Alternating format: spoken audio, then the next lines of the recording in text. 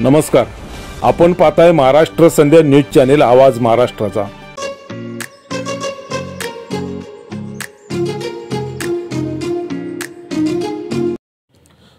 नमस्कार।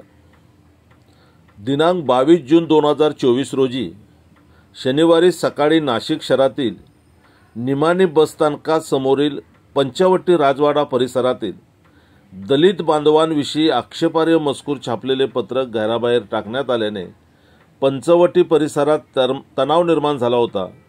मात्र पोलिसांनी तात्काळ कार्यवाही केल्याने परिस्थिती सुयोग्य तऱ्हेने हाताळल्याने तणाव निवळला।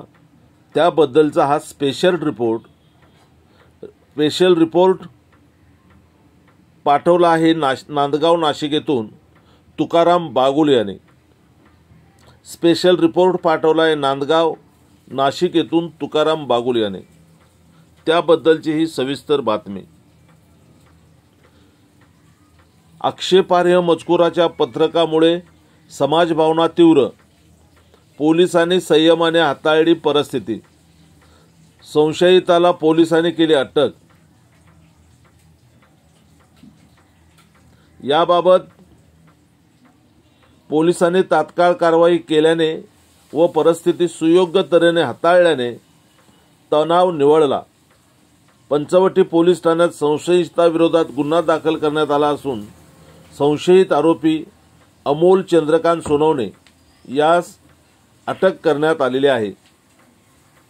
पोलिसांनी दिलेल्या माहितीनुसार समाजात तेढ निर्माण करणारा आक्षेपार्ह पत्रके टाकण्यात आल्याची बातमी वाऱ्यासारखी नाशिक शहरात तसेच पंचवटी परिसरात पसरली। त्यानंतर 100 ते 150 नागरिकांनी पंचवटी पोलीस ठाण्यात मोर्चा नेला।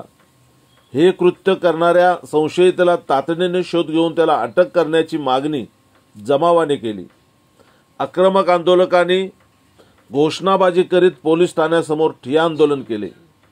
त्यानंतर दिंडोरी रोड येथे रास्ता रोको केले। रास्ता रोको केल्याने आंदोलकांनी घोषणाबाजी करीत पोलीस ठाण्यासमोर ठिय्या आंदोलन जोरदार केले। त्यानंतर दिंडोरी रोड येथे रास्ता रोको करण्यात आला।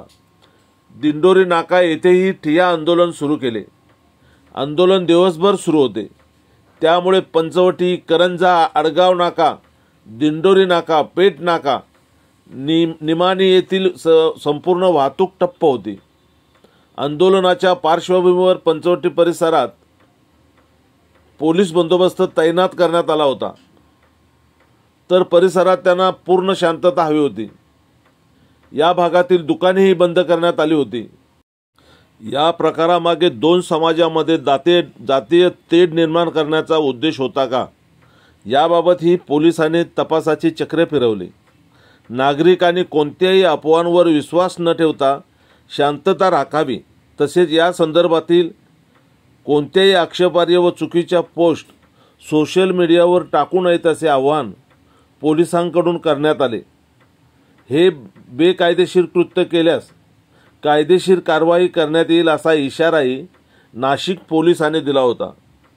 पोलीस आयुक्त डॉक्टर किरण चव्हाण, माजी महापौर अशोक दिवे, वरिष्ठ पोलीस निरीक्षक मधुकर कड, तसेच आरपीआय आठवले गटाचे प्रकाश लोंढे, अर्जुन पगारे, आरपीआयचे कवाडे गट शशी उनवणे, वंचित बहुजन आघाडीचे पवन पवार, बहुजन समाज पार्टीचे भीम ब्रिगेडचे कविता पवार, रवींद्र दोंदे, शंकर हिरे, निलेश अल्लाटे, दिनेश उनवणे, माजी आमदार वसंत गीते, राष्ट्रवादी काँग्रेस अजित पवार गटाचे शहराध्यक्ष रंजन ठाकरे, माजी नगरसेवक राजेंद्र बागुल, किशोर घाटे, काँग्रेसचे शहराध्यक्ष आकाश छाजेड याने आंदोलनस्थळी उपस्थित राहून संतप्त आंदोलकांना शांततेचे आवाहन केले। सेवानिवृत्त सहाय्यक पोलीस आयुक्त दिनेश बर्डेकर यांनी हे प्रकरण हाताळताना आंदोलकांशी संवाद साधत नाशिक शहरात कायदा व सुव्यवस्था बिघडणार नाही याकरता मध्यस्थीची भूमिका बजावली। या मध्यस्थीला यश आल्याने पोलिसांनी सुटकेचा निश्वास सोडला। नाशिक पोलीस आयुक्तालयातर्फे शांततेचे आवाहन करतानाच या प्रकरणाचा खुलासा करणारे पत्रक प्रसिद्ध करण्यात आले आहे।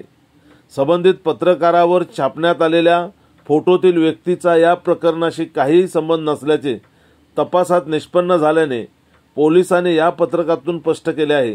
तसेच या प्रकरणातील मुख्य संशयितांना टाकलेल्या पत्रकाच्या माध्यमातून दोन समाजामध्ये जातीय तेढ निर्माण करणे हा उद्देश नसून पत्रकावर नाव व फोटो असलेल्या व्यक्तीशी असलेल्या वादात संबंधित व्यक्तीला त्रास व्हावा या हेतूने पत्रके तयार करून छापून ती टाकण्यात आल्याचेही पोलिसांनी यावेळी स्पष्ट केले। या घटनेतील आरोपीला पोलिसांनी तात्काळ अटक केल्याने या घटनेमागील सत्य उघडकीस आले आणि आक्षेपार्ह मजकुराच्या पत्रकामुळे समाजामध्ये जी तीव्र संतापाची भावना निर्माण झाली होती ती पोलिसांनी संयमाने हाताळली आणि संशयिताला नाशिक पोलिसांनी तात्काळ जेरबंद केले आणि त्यामुळे या घटनेचा अनर्थ लवकरच संपुष्ट आला। नाशिक पोलिसांनी तात्काळ या घटनेला संयमाने हाताळल्याने आंबेडकरी समूहाने सुद्धा नाशिक पोलिसांना धन्यवाद दिले। आपण पाहताय महाराष्ट्र संध्या यूट्यूब न्यूज चॅनल आवाज महाराष्ट्राचा। महाराष्ट्र संध्या न्यूज चॅनलचे असेच नवनवे व्हिडिओ आपल्या मोबाईलवर पाहण्यासाठी चॅनल सबस्क्राइब करा।